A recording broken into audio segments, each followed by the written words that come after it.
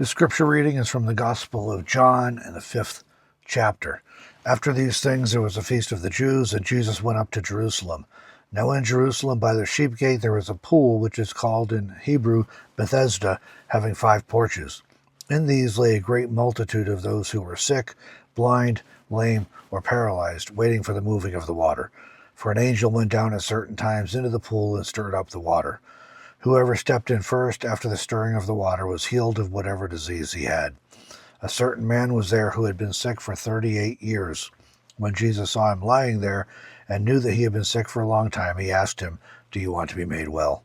The sick man answered him, "Sir, I have no one to put me into the pool when the water is stirred up, but while I'm coming, another steps down before me."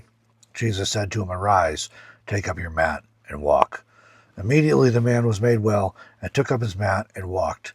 Now that day was a Sabbath, so the Jews said to him who was cured, "It is a Sabbath, it is not lawful for you to carry the mat."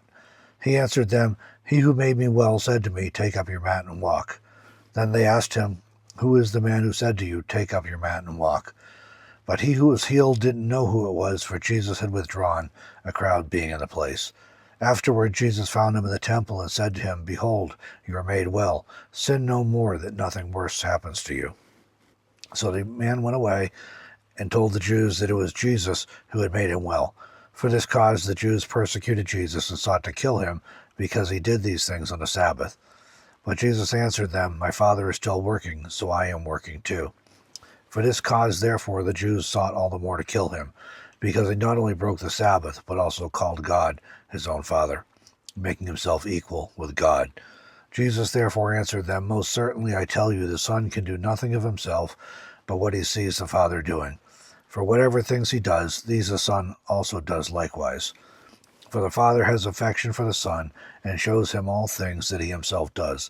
He will show him greater works than these, that you may marvel. For as the Father raises the dead and gives them life, even so the Son also gives life to whom he desires. For the Father judges no one, but he has given all judgment to the Son, that all may honor the Son, even as they honor the Father. He who doesn't honor the Son doesn't honor the Father who sent him." May the Lord add his blessing to the reading of his word.